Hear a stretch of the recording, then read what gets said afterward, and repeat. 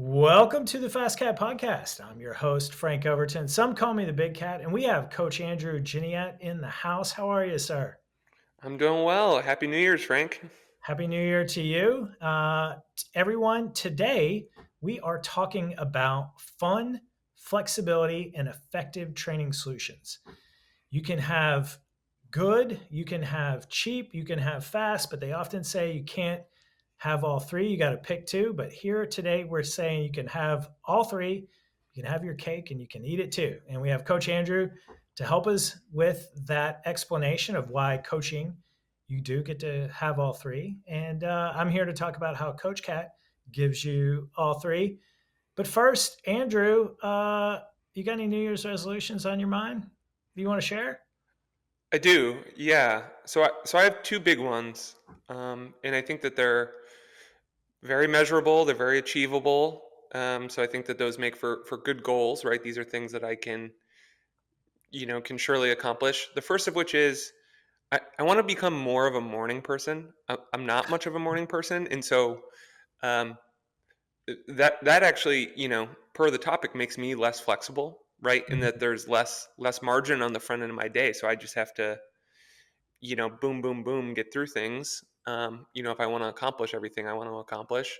And then my second, and this is based on my Strava wrap, is to do more total training hours this year than I did last year. So Love last it. year I think I did 600 training hours. I think Mhm. getting back to 700 would be good, and I would have like a distance goal as well because that's sort of fun. It'd be fun to do 10,000 miles or something. But where Mhm. I live, we just do so much elevation gain that it'd be really 10,000 miles is really more like 15,000 miles. It's the same here in Colorado. I'm showing. I flipped to my Strava stats. I did 5,737 miles. But the cool thing is that was 20% greater than what I did the previous year. So that was a win for me. That's awesome. Yeah.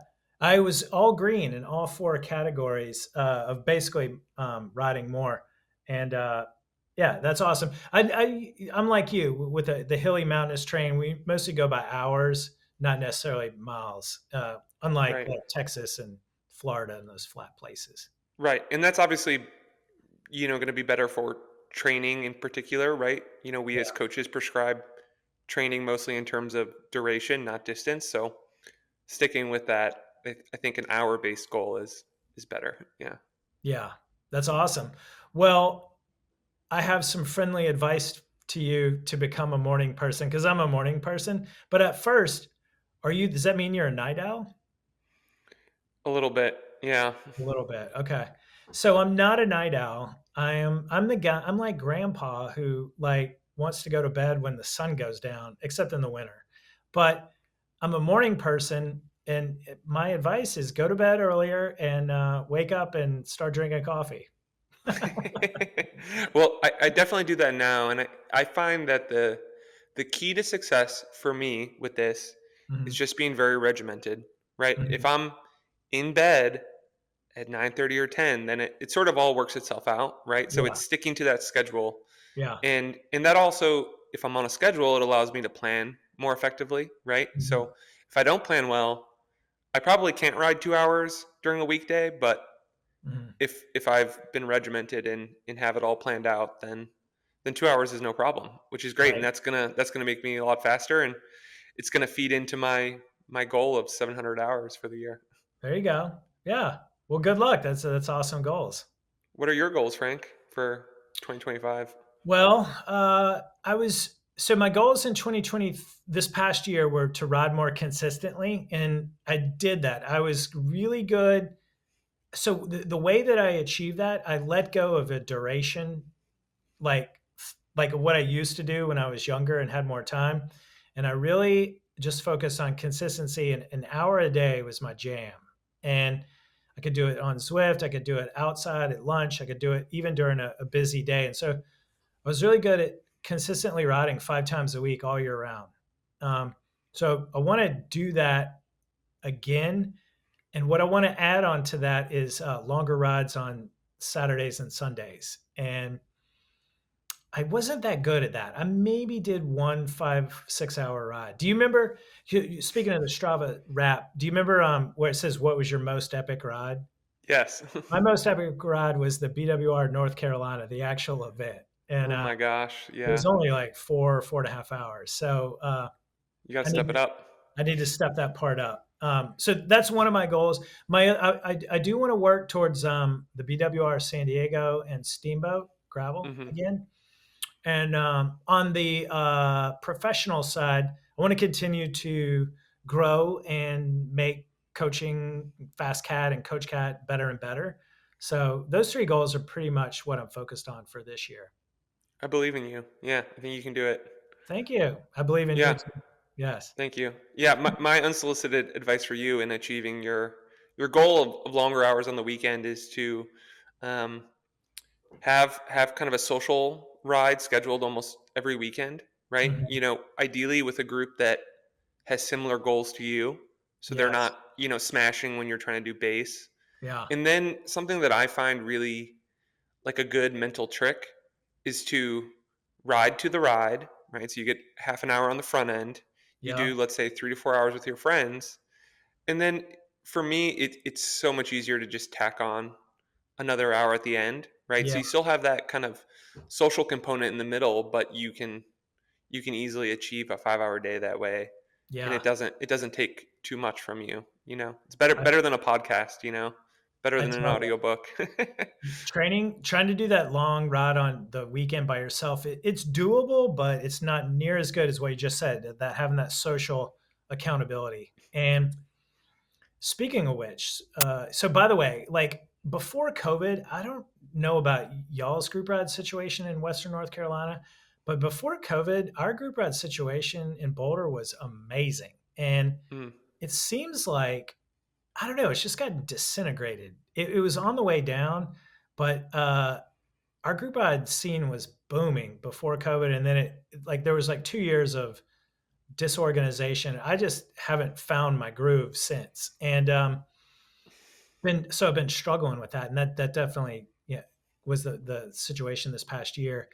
But this is one of the announcements we were going to make, but you just perfectly led me out. So Coach Jake and I, yesterday, we hosted a New Year's Day celebratory ride on Zwift. So the goal was to get in 2,025 kilojoules, and we did it. And we had so much fun and got such a good training benefit that we've developed like a winter sweet spot group ride series. And it's going to start on January 18th, and we're going to do it every other Saturday. So there's going to be one in January, two in February, and three in March.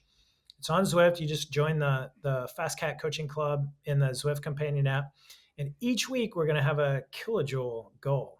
And we're starting with 1,750 kilojoules on January 18th.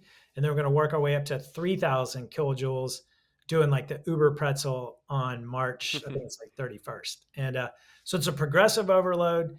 And, one of the things that made it fun yesterday, so there was like 30 or 50 of us. I lost track, but we had a Discord channel going. We had the in-game chat, and we were just kind of like cheering each other on and like saying, "Okay, I'm at 1,500 kilojoules," and we had the Discord channel going with so we could like check in with people. And what we did is we would sweet spot up the climbs, and then wait at the top for the rest of the group, and then we would ride down and then ride together the rest. So everyone got to do their own ride hmm and achieve their own training, much like a group ride would be.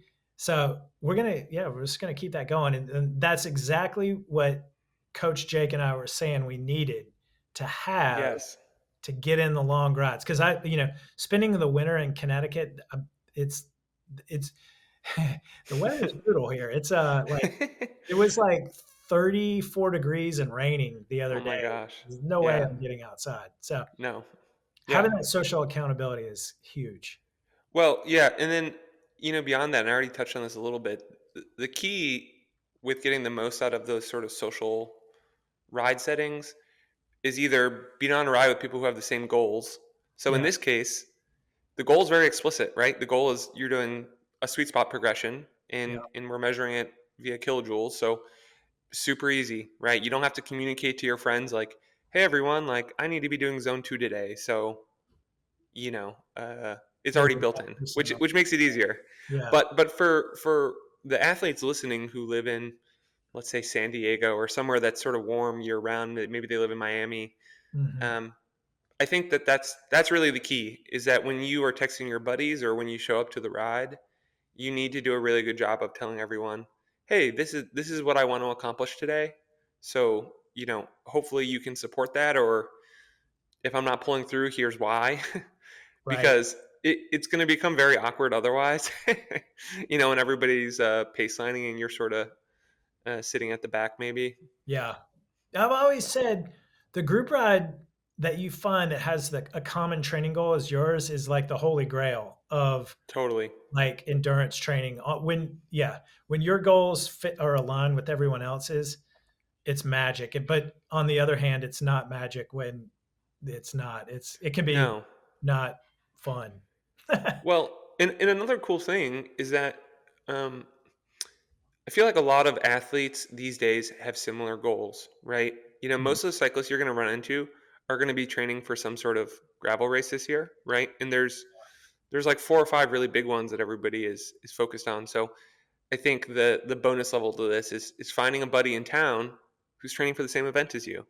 Totally. Maybe you're doing Unbound. There's probably somebody else who's also training for Unbound. You should link up with that person, and then you can sync up. And maybe you can even say like, "Hey, I'm doing this app through FasCat, and it's working really well for me. You should try it." There you go. Yeah. then it's even more synced up. Yeah. Or you can say, hey, I'm doing 2,000 kilojoules with the FastCat coaches on Saturday. Join That's me. And right. yeah, it's free and it's fun. And we're going to, all accomplish it together. It was fun. We waited for each other. We kept the pace up. Everyone was not lollygagging because you know how you can like sit in on a group or there's downhills. Everyone was working, constant pedaling. It didn't take, I thought it was going to take three and a half. But after the first hour, we had like 800 kilojoules, and you can just do the math from there. And Right.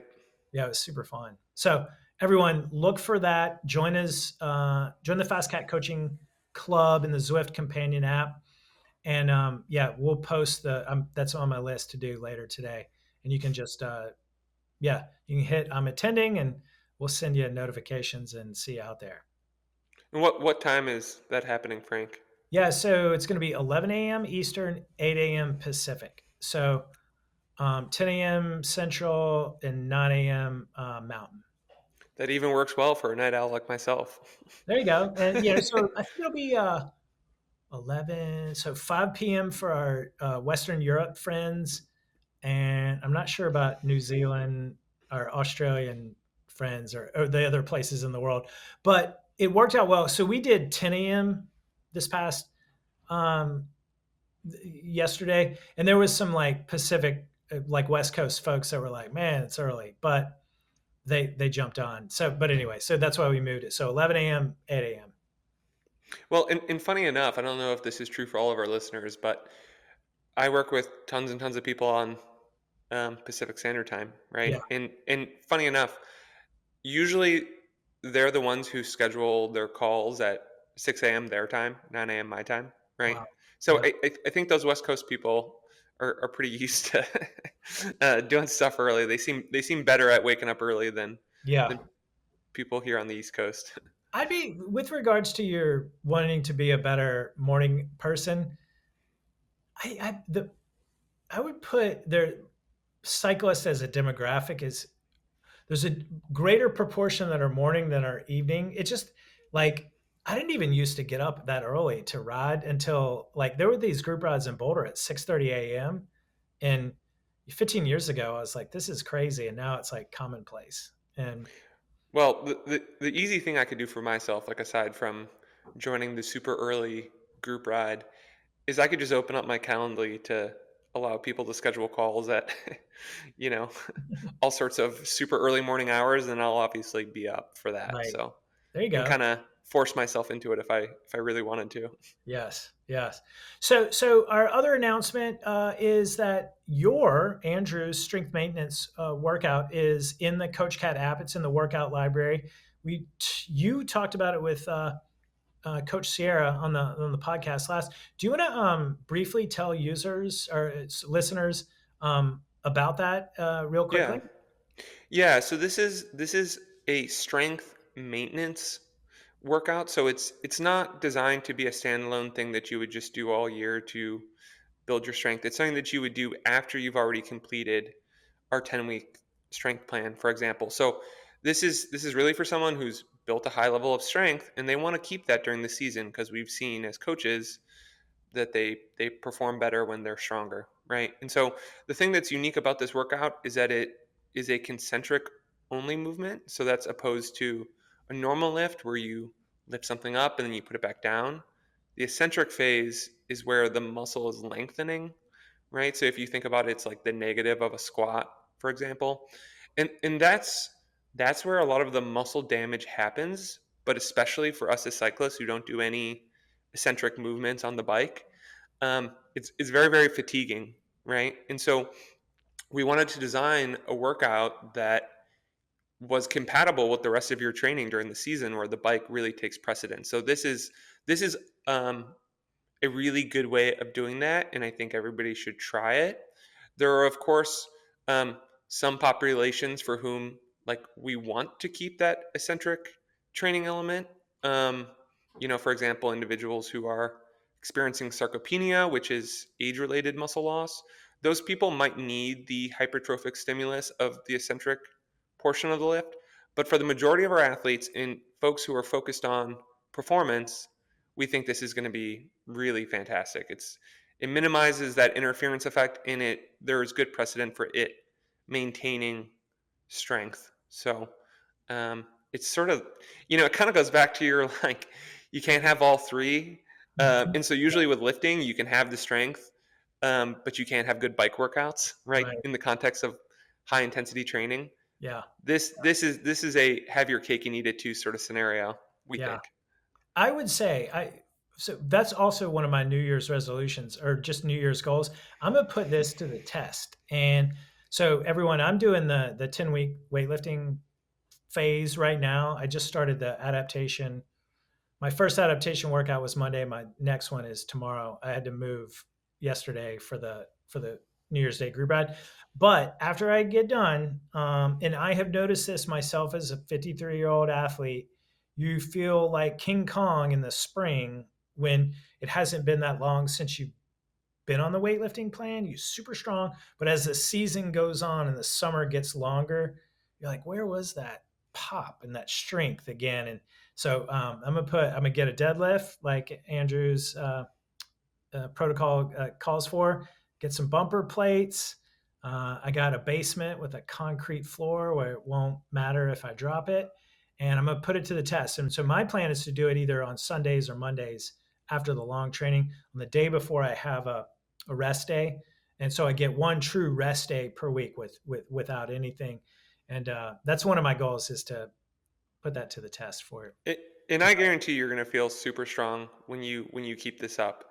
And so Yeah. you don't have to let go of that feeling of strength. And I've even seen this with my younger athletes. Athletes in Mhm. their 20s and 30s almost all report that they feel stronger, in the spring when they've just completed this phase of training. And it's I think in large parts a function of fiber recruitment, right? So, Mhm. as cyclists, we're actually really not ever producing that much force on the bike, so there's not enough impetus for our body to recruit all of its fibers, and so we need some sort of strength stimulus to maintain that, and so you can have it, and, Yeah. and it's super time efficient too. This is Mhm. really quick as long as you buy the equipment and you have a space to use it.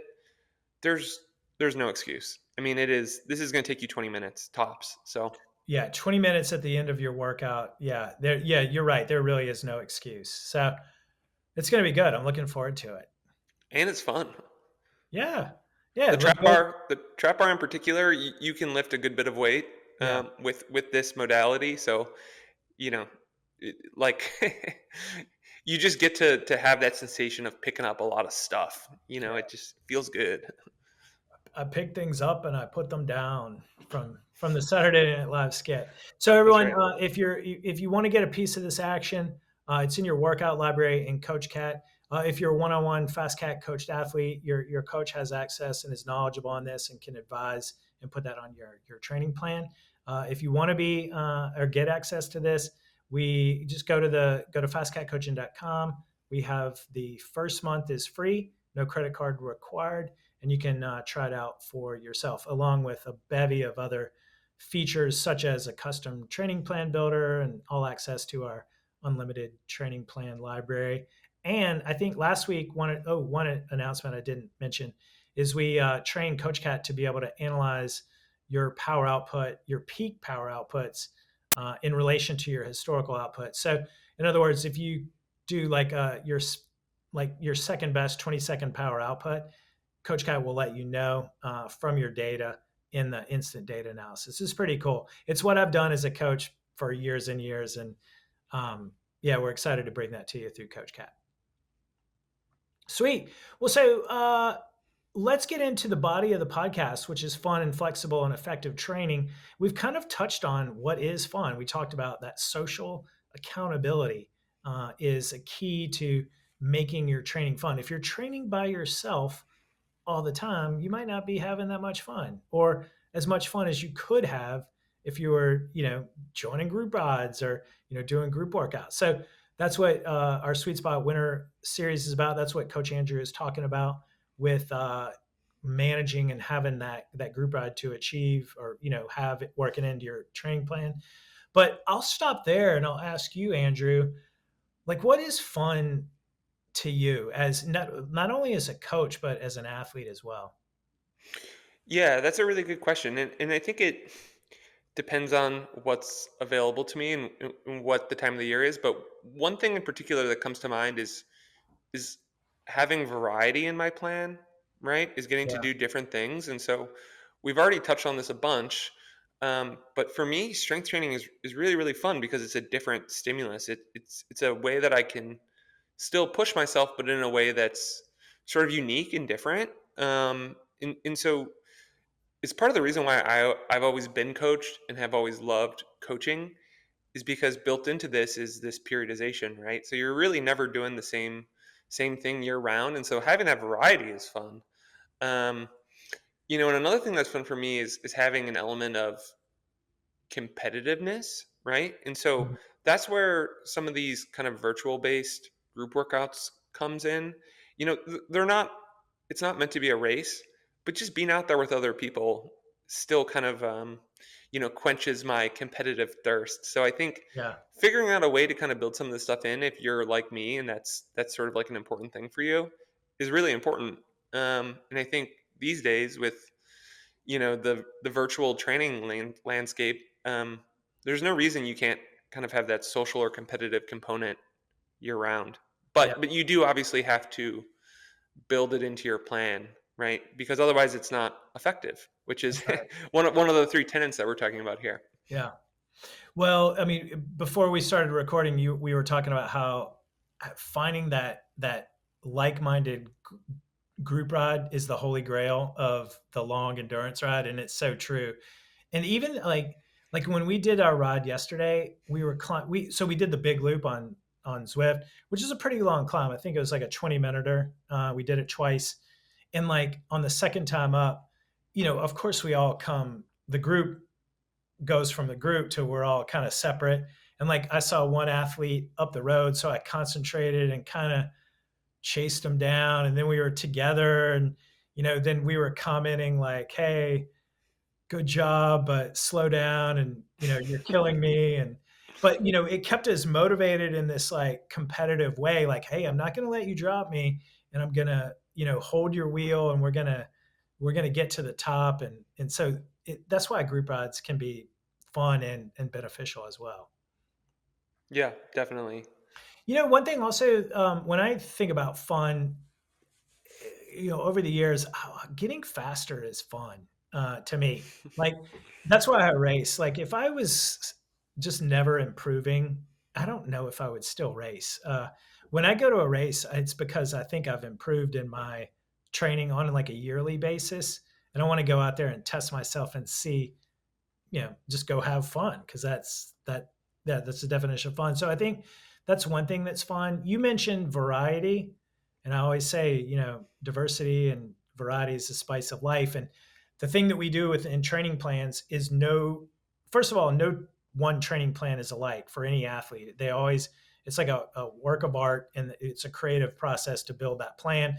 But you don't do the same workouts week after week. Like, even if you're doing sweet spot on Tuesday, you're going to do like 3x10 one week and 4x9 the next, and, 2 by whatever 15 the next. So it's always different. You can get in all sorts of different combinations with over unders and crisscrosses, so that it's you don't get bored. I think boredom is a big thing to avoid, that saps your fun.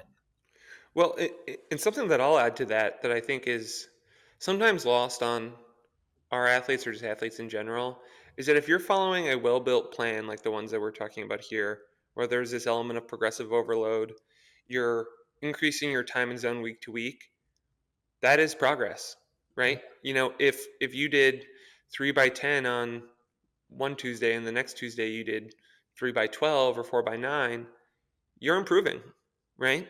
And so when you follow a plan and you're focused and you execute the workouts as they're planned, then you know that you're progressing, right? You don't have to necessarily set a new 20-minute power to know that you're seeing improvement in your fitness. And I think especially given kind of the emphasis on gravel racing these days, that form of progress is just as valuable, right?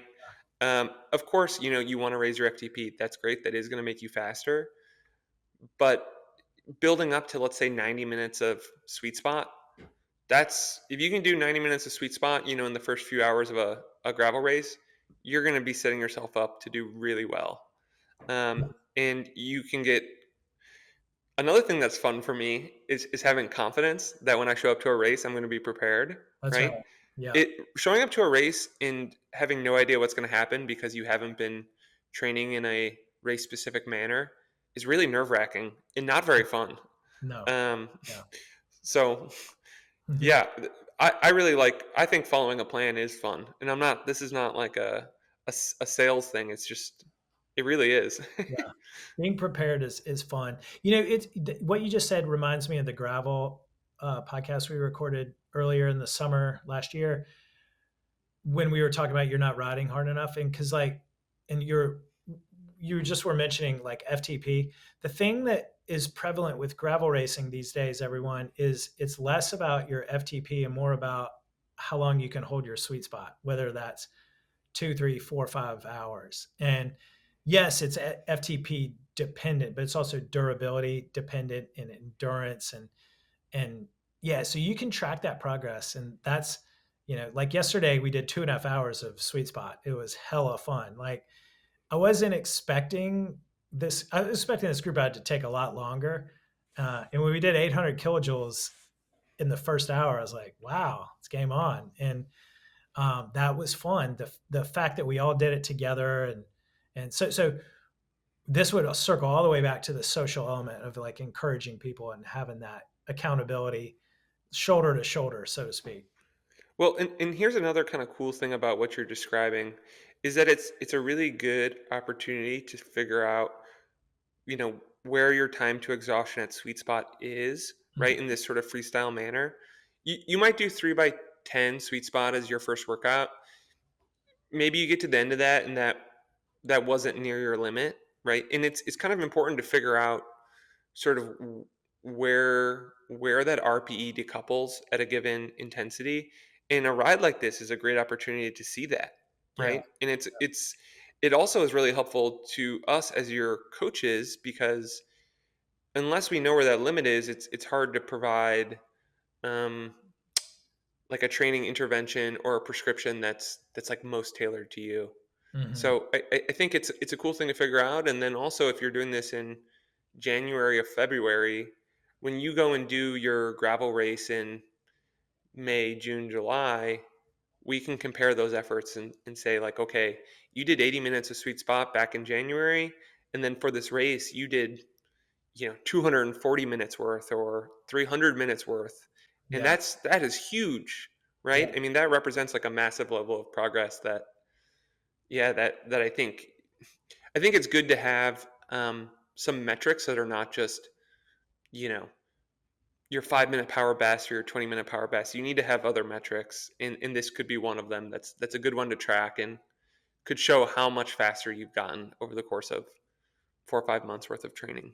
Yeah, precisely. I mean, fun, like getting faster is fun. I think that's the overarching thing. The other thing that I think when I think about fun is a rigid training plan. And this parlay is getting into the flexibility part of it. But one thing we should touch on is cross training. You mentioned weightlifting, huge. I'm a big fan of weightlifting and also strength maintenance work, strength and conditioning, and yoga for athletes. I think that's also provides an element of diversity and variety for you. But different phases of the year to me makes training fun. It's like I'm gonna do my base phase now, and then I'm gonna do some intervals, and then I'm gonna do my race specific, getting all ready, and then I'm gonna try to overload and taper and peak. That's like knowing all the phases.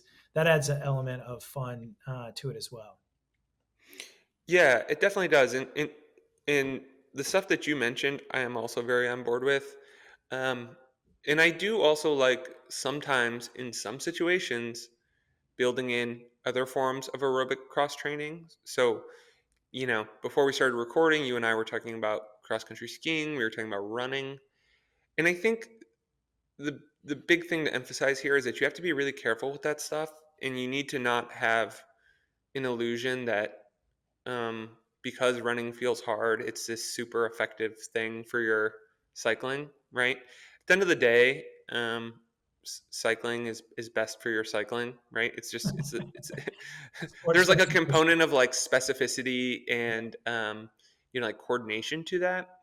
Um, so I really think that if there's a good reason for you to cross train, so the example I gave before we started recording was maybe you live in a place where you have to do all your rides inside this time of the year, but we want to make sure that you're getting your vitamin D. We want to make sure that you get outside. Um, there are some ways to build in some runs or some cross country skis, Yeah, um, but yeah, the timing within your periodization has to be right. Ideally, you have some sort of background in this sort of stuff, so you're not going to get hurt taking on this wildly different stimulus. right, Um, right. but that stuff can be really fun. Yeah, It's got to be put into a training plan super smartly. yeah. Well, you just reminded me, fat biking, wildly popular out here in Colorado because where you need snow, and that's also the reason why you can't like road ride. But with fat biking, you just head up the hills and you hit the trails, and it's pretty awesome.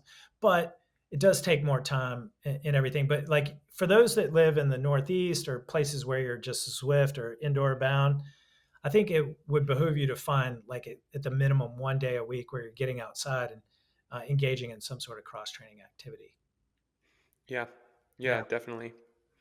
Well, so we talked about flexibility, which is next up on the good, great, and cheap. Sorry, the good, fast, and cheap paradigm.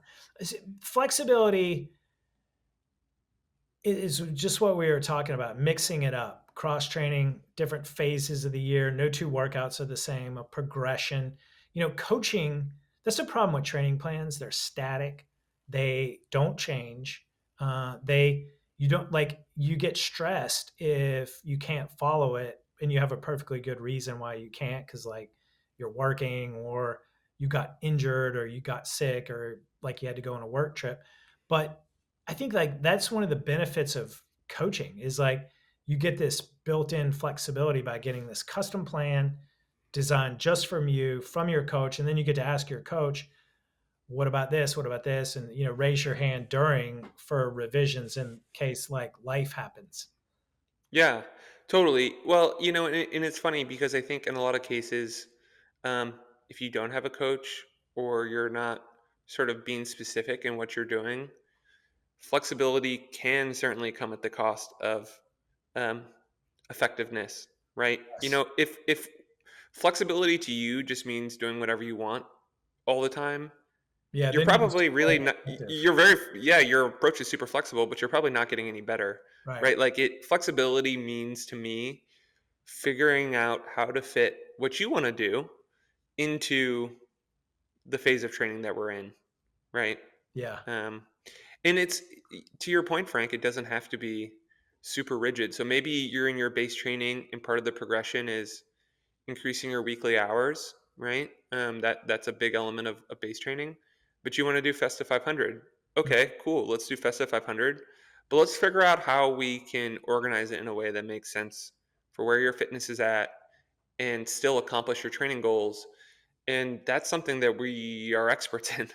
right? Like Yeah. we and the same with Zwift, right? Like if you just want to do a Zwift race every week, okay, that probably doesn't work. It might be fun and it might be flexible, but it might not be effective. So, it's a tricky balance, but yeah, what are your kind of thoughts on flexibility, Frank, and how do you think that applies to what we're talking about here? Yeah, I mean, so just to use your last example, like this is why coaching is so awesome because you want to do a Zwift race, you need that flexibility, but you also hired us to be, make your training effective. So the thing that comes to mind is with training, there's multiple ways to get to the end goal, and having like an expert with that end goal in mind. It's like, okay, here's your plan A, you want some flexibility, so let's move it to plan B, but we're still keeping the end goal in mind. By doing Zwift racing, we're just going to move some other considerations around, and it's still going to be good for making your training effective and flexible, and the Zwift racing is fun. um, that's kind of what comes to mind. It's like putting all that together so that, yeah, like we talked about in the coaches meeting last week. It's like you do the Festive 500, but then you probably need a rest week afterwards. And so it could be a matter of just switching up your periodization and your rest weeks within your plan if you do decide to do it. On the other hand, you may be traveling for the holidays, and like you may need that to be a rest week, and then this week coming up you're going to dig in and do more hours. So having that expert uh, on your side to help you manage periodization and of course manage the effectiveness of the training, because like if you just do whatever you want, it's probably why you hired a coach, because you probably tried that already and it didn't work, and now you want Right. help to make it effective. Well, and another thing I'll bring up too, and this is something I really, really want to emphasize to everyone listening out there. Okay, so maybe, you know, this cool social ride pops up, right? Mm. Like there's a New Year's Day ride. It ends up being super intense because maybe you didn't know what to expect. Um, that's cool. That's flexibility, right? Like you're doing this fun thing that you didn't really plan for. You're being a little spontaneous, but there's a consequence to that in terms of the way that your training looks the rest of the week. Like you need to adjust because something that I'll really emphasize, especially as it applies to the earlier parts of the year, is that when it comes to intensity, the poison is in the dose, right? So Mhm. it's probably okay that you did this one random Zwift race or this one hard New Year's Day group ride, um, but that might mean that we're not going to do this other thing on Saturday, and your plan needs to be revised, right? So part of flexibility is like dealing with the repercussions of doing that spontaneous thing. Not that I'm telling anyone out there just to do random stuff and make your coach deal with the consequences, but keeping everything in balance is really important. And so I guess the overarching point is that you can organize things, as Frank said, a bunch of different ways, um, but you need to sort of account for it in the periodization scheme. And so CoachCat can readjust things for you. We, your personal coaches, can make those adjustments for you. Um, but yeah, it's if you want to be flexible, it's really nice to not have to think yourself about like, okay, how do I need to change everything now, right? Like I always liked having an expert who could say, all right, well, you did this on Tuesday, so this looks a lot like what we were gonna do on Saturday. Now we're gonna do something different because we need to check a number of boxes to get the best outcome in terms of performance. Yeah. Yeah, exactly. I mean, there's so many different examples of flexibility, but it could be I was training for this race and I didn't get into this race, and now I need to train for this race, but it's at a different date. And can you revise my plan for that? And that you don't get that with like a static training plan, you really need someone who's going to help you think through the different phases and timing and periodization and all the other different considerations. Because that's like what's happening right now with like all these gravel races. People initially choose them as their goals, but they don't get in because the races fill up. And so you need to choose another goal. So goal setting is also part of flexibility. Like I'll give Hmm. you another example. Like if you choose your goal race and you train really hard for it and you get into that race and like 10 minutes into the race you're like rear derailleur breaks or something, so and you have to DNF and you got this all this good form. What do? Well, you call your coach and your coach is like, well, there's this gravel race this next weekend, you should go do that one because your form is incredible, and let's just make that your new A race, as in one example. Obviously you yourself could do that, but to hear someone tell you that is pretty awesome. That's what a good coach will do. Yeah, yeah, definitely. And we, we at FasCat are somebody at the company has done every single race that you would ever want to do, right? And that's like as a coach, that's one of the benefits of being part of a coaching company, right? Is that yeah, I don't know, maybe I've never done one of the Grasshopper Series gravel races in California, but somebody else at the company has, right? And Right. I can call on their experience to understand what that's about and see if okay, that's a good substitution because your tire exploded at BWR San Diego, right? And yeah, flexibility is yeah having the confidence that we can refocus your goals if we need to. If something goes wrong, if you Yeah. get sick, getting sick is sort of like the inverse of what I was talking about before, where you overachieve and you go into like some random Zwift race that wasn't part of your plan. Getting sick is sort of the opposite of that. We need to maybe readjust in the other direction, but that needs to be done smartly and carefully. And without a coach, it's not really flexible. It's just sort of random. Right. Randomness is not what we're talking about, everyone. It's having the knowledge that there's more than one way to achieve the goal, and you have one way and then you move on to the next way in order to get that flexibility. So I guess in summary, I would say training plans or revisions, knowledge of different ways to get to the same goal is flexibility. And then making sure it's not random, like you were saying, and just having someone to reach out to of like, oh, the plan didn't go according to the way I wanted it. What do I do now, coach? And being able to have that resource is what to do. It's like when Mike Tyson says everyone's got a plan until they get punched in the face. Yeah, it's like life when life punches you in the face. It really helps to have that flexibility to come up with a plan B. Yeah, and you are going to get punched in the face by life and by bike racing. Bike racing Totally. is like hundreds of punches in the face Pretty at much. times. Yeah, you got for every great race or good race you have, you might have two or three or four times as many not great races. At least in the when you're learning and coming up. Yeah, definitely. What was the last 10 in here? Effectiveness, was that Yeah, the yeah. wording you used? So fun, flexible, effective. And so I think like fun and flexible, if you're achieving those and doing it the right way, then it's going to be effective. We talk a lot I'll ask you what you think effective is in a minute. And the thing that fundamentally, if you're training consistently, this is how I reached my goals last year. I trained 5 days a week, no matter what. Didn't I let go of the duration, achieve that consistency? If you're achieving consistency, that's like, you hear about marginal gains. Like this is the fundamental gain. You can't move on to the marginal until you achieve the fundamental, and consistency is the fundamental. And so I think that's the number one part for effective. And if your training is fun and flexible, it's sustainable, it's motivating, you buy into it, you enjoy it, then your training is going to be effective.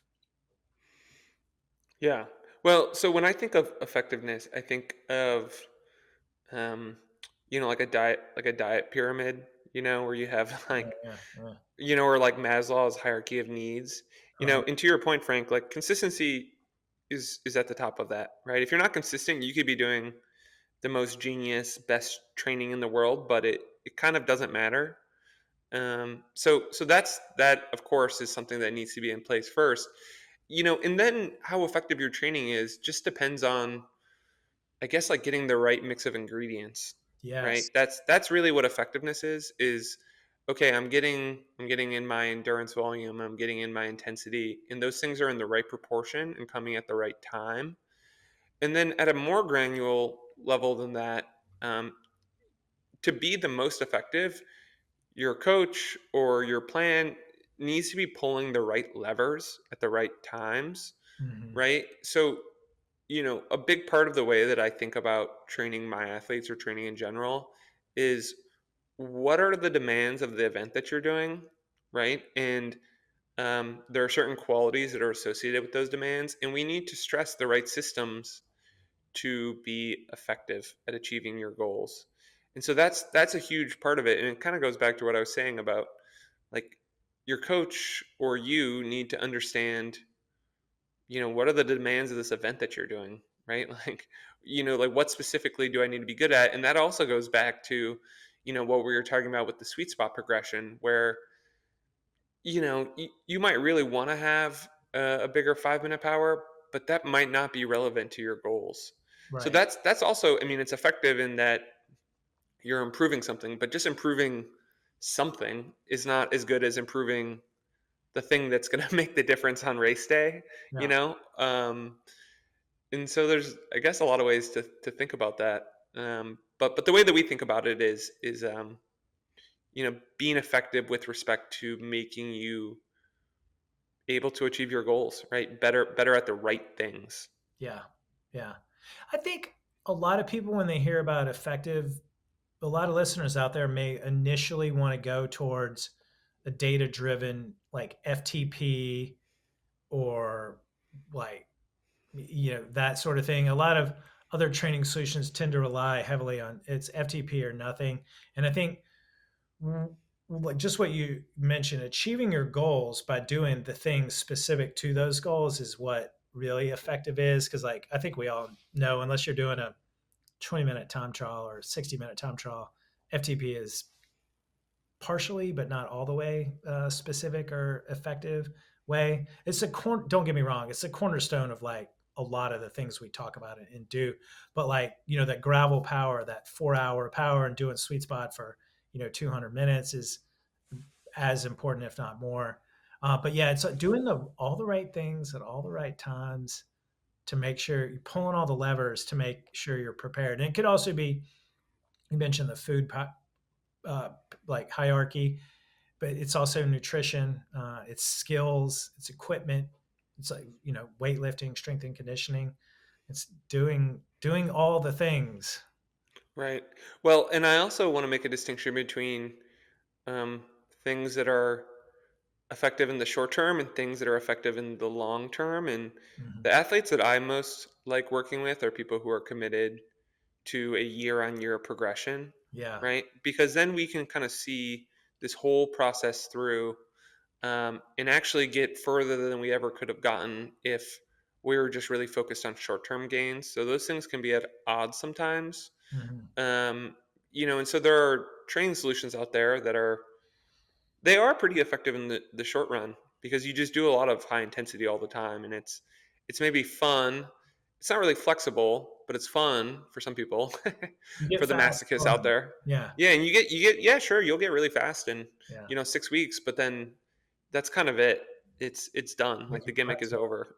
Yeah. Yeah, yeah. So and we can help you with that too. As coaches, like if you just want to get really fast and for this one event that's in 6 months, like that can be a short-termish goal that we can be effective at. But really, the longer you stick with it, the more. That's another piece of effectiveness, right? Is commitment, and you achieve that Sustainability. commitment by Yeah. keeping it fun and being flexible. So, Yeah. kind of coming full circle, you sort of need all three ingredients to achieve effectiveness in the long run.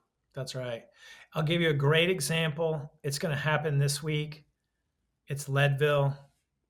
Everyone's going to get their notification if they got in, I think in 5 days. You could hire us and you could prepare as good as you could for your Leadville race coming up. It's 219 days away, by the way, as of today of this recording. I looked it up this morning. Um, Now, you may have done a Leadville in say 10 hours, 30 minutes.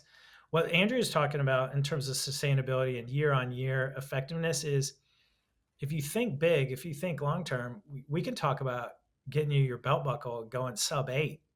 It just might take 3 or 4 years of dedicated, consistent, fun, and flexible training. And that's what really coaching is. So you can go for the short term solution, or you can think big term. Have you, Andrew? This reminds me. Have you heard of the Stanford marshmallow experiment? Of course. Yes. So it's a difference between the instant gratification and the long term reward. Yeah. Yeah. Yeah, 100%. Well, and also, honestly, just to add kind of one other note to what you were just saying about Leadville, I think it's really fun to come back to an event for my second or third year. And it kind of goes back to what I was saying about being prepared or sort of knowing what to expect. Um, I almost think of like the first time I do an event as like just an opportunity to gain experience and to sort of set better, more refined goals and also to be more motivated. So one thing that I do is if I, did Leadville last year in 10 hours and my goal this year is 8 hours, I with the help of a coach, like I can understand like what that delta in performance looks like and what I need to do to kind of get to that higher level. And that's really fun. That's really fun. It's really motivating. Mhm. So yeah, I think yeah, one and done is a bad approach, and it's also not that much fun. Yeah, oh, yeah, you're right. Because you put all this time and effort, your life is somewhat unbalanced, and then you have no plan on continuing it the next year. It's kind of like the folks that do the Ironman and then quit the sport afterwards. Um, you've heard about that. Oh yeah, Yeah, you do that. This is not a diss on multi-sport athletes at all, but there's some folks that get super motivated by watching it on TV. They do the event, they get the tattoo, and then they do something else, like go climb Mount Everest or something. Uh, but yeah, the one thing I love about us gravel racers or just cyclists in general, we do it year after year, and you can go do Unbound one year and then set the bar, and then go back and try to beat your bar the next year, and obviously that's really fun when you accomplish that. yeah, yeah, definitely. Yeah, you understand the demands better, and I think you can actually also be even more flexible the longer that you stay in the sport because you sort of understand what the most important ingredients for you are, right? So every athlete is a little bit different. And Hmm. so, for example, there are some athletes who are um, they really need a lot of volume. I mean, Yeah. these are there's like training principles that apply to everyone, but um, they have like slightly different levels of importance for different athletes. And so, for me personally, I found that my performance, in something like a gravel race, is really dependent on how much volume I can do. And so, I can make calls regarding my training that allow me to be more flexible. So, if I'm having a really tough week and I'm a little bit tired, maybe rather than making sure I get in that intensity session, I make sure I partition the energy to get in the volume that I need. And so there's an element of flexibility in that. Yeah. Whereas if you're trying to tick 100 different boxes every Mhm. week, you cannot be flexible. It's just too many things. But if Right. you know the thing for the phase of training you're in that's most important, and you get sick or you have to skip a day, um, that's you need to know what the emphasis is to be flexible, right? Because you're Yeah. gonna have to rearrange. Mhm. Yeah. Yeah. You just reminded me of something because you're a coach and you've been coached, and I think it's an important evolution of being a great coach is coaching yourself for a period of time where you rely on what you know and your data and your intuition, and you figure it out yourself that way, and that's how you can take those three elements and use those with your athletes. Yeah. Yeah, and then, also obviously there's again wisdom in knowing what's important and then how to make it fun for you, Right. right? So that looks a little different for everybody. And that's Mhm. another reason to kind of stay in the sport longer is you can figure out, okay, I have to do all this sweet spot. What's the most fun way for me to do that? Right. And the solution might look different for different people. So Yeah. A um, great coach takes what they know is effective and adapts that for the athlete. Because some athletes, so some athletes are intrinsically motivated. You can go and sign them intervals all day long. They're introverts. They'll just say, "Give me the work, coach. I'll go do it." Some athletes get frustrated with going to group rides because they can't control the exact outcome, and they're just like, "No group rides. Just give me workouts, and I'll race, and you tell me exactly what to do." Other athletes are like, "I love my group rides. Sometimes I don't like doing intervals all by myself. I don't like VO2 max intervals. I need to get my VO2s in by doing hard group rides." But it's that coach that knows what's effective and adapts that to make it fun and flexible per the athlete's preferences or just abilities to soak it up the most. yes, yes, 100%. Yeah. Well, I think we've covered what's fun and flexible and effective mostly. I think so. Yeah. It's getting late in the day. You may be able to hear my family who just got home. It's getting a little loud here in the Overton household. So we'll wrap it up here. But any final words of wisdom, Andrew? Yeah, my final words of wisdom are if you're working with a coach or you're using CoachCat as your coach, um, communicate if you're not having fun or if you need more flexibility. I think that's I've seen a lot of coaching relationships go bad just because the athlete doesn't want to communicate that they don't like what they're doing, Yeah. right? Or Yeah. they don't find it fun or it's putting a lot of stress on their schedule. So you can have all three, but you have to figure out how to do it. Whether that's, communicating to the app that you need to make a revision or talking to your coach about what you want to do and then kind of coming together to find the right solution to keep things effective. So don't be afraid to speak up if you feel like one of those three things is missing. Yeah. I'll give everyone out there listening as an example. Say you got a training plan, it's 12 hours this week, and you've been achieving it, but it's been very stressful. It's been a challenge. You're doing it, but a, a good athlete will communicate that to the coach and say, really having trouble with this volume. And it's not like we're going to come down on you because, like, you know, that's not what we do. We listen and we're going to say, okay, how about we tune that back? Let's go down to like 8 or 10 hours, make it more achievable, less stressful. We're still keeping that effectiveness on down the road. We're just taking a different way to get there.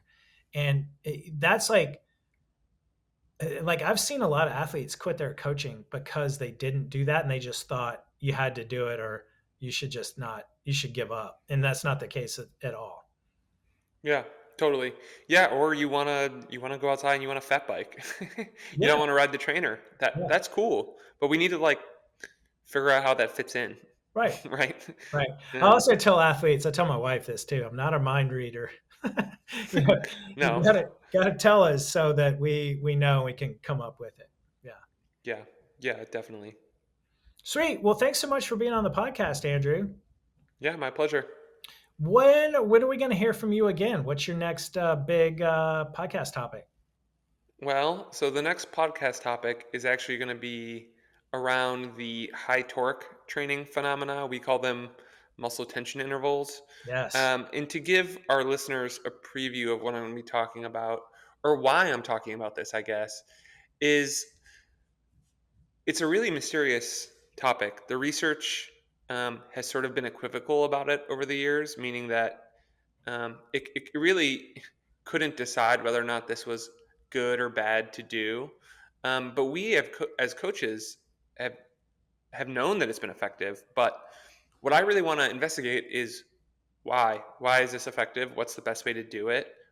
What can you expect to get out of it? And really just sort of unpack the whole thing. And I think that there are still, based on my reading of the research, there's still some mysteries to it. But the science is kind of slowly catching up to what we know as coaches. So it's a pretty interesting area of discussion. Um, still working on who the very best guest is going to be for that topic, but I can guarantee that we're going to have someone Yeah. really good, who's going to bring sort of a. Well, my hope is that we can bring on someone that's going to have a novel take on the topic. Something that you haven't heard before. So I'm looking forward to learning and listening. It's what we've been saying for a long time that coaches are ahead of the scientists because we have so many we have such a large sample size from the athletes and the data, whereas scientists, they're limited by like laboratory studies, and oftentimes they don't have the research, or I'm sorry, the funding to conduct the research study, which they've all thought of, but it just takes time. Whereas we just have data pouring in every day, and we have the results pouring in, and we just are like, that's working. Yes, that's not working, and that's why coaches are ahead of the scientists. well, yeah, it's really funny you say that because if you read a lot of exercise science research studies, yeah, like a research cohort will be 15 people. All of us coaches coach way more people than that. Yeah. And so, like, yeah, our sample size is at least double, triple, and so, yeah, to Frank's point, Well, we have a lot of data points. we should just feed in everyone's power training, power data that's doing muscle tension interval work into a system that just analyzes it and spits out why this is working. Well, and not to give too much away about this coming podcast episode that I'll do, but I think some of the more interesting studies out there are the ones that are not study interventions, but they're analyzing the data of, like the whole peloton, right? So Peter Leo had some really good research where he looked at the differences between world tour cyclists, pro continental cyclists, and U23 cyclists. Mm-hmm. And the answer was the thing that made the difference between the three of them was actually their force production. Mm-hmm. That was what made the difference between those three levels. So that was an interesting one. Yeah, and there are some others out there that just analyze. Okay, like we know what all these athletes did for training. Which variables were the most important? And not to give too much away, but they found a high correlation between performance outcomes and them doing on bike torque style workouts. Mm-hmm. So that it turned out that I used the analogy of like pulling different levers before Mm-hmm. earlier on this podcast, and yeah, that is a lever that you need to pull. Nice. So Nice. yeah, Now you got me thinking of the crank length. I'm thinking lever, fulcrum, 160s, 175s. Yeah, but that's that's a we completely won't. That's a wholly totally different thing. totally Yeah, but so different. we won't get into that. But it might be relevant. I don't know. Yeah. Well, awesome. Well, that'll be a good podcast. I know that Coach Justin is going to be doing part two of what makes today so good. We're going to talk about how that relates into junior coaching and how you should think about coaching or helping your junior athlete. And then we have a Ask a FastCat number 29 coming up. So pay attention to your email. You'll get an email and you can write in your question to us and we'll answer it for you. It's been an amazing, wonderful series. So we'll do that. And yeah, just stay tuned. Make sure you subscribe to the podcast because we podcast weekly. And we're excited to help everyone achieve your cycling goals in a fun, effective, flexible way in 2025. Heck yeah. Yes. All right, everyone. Well, thanks so much for listening. You know what to do: work hard, ride fast, have fun, and above all, FTFP, but just make sure it's fun and flexible and effective. So, thanks for listening. We'll see you back here next week. Thanks for Andrew for being on the pod, too. Yep. Happy holidays, everyone. Yep.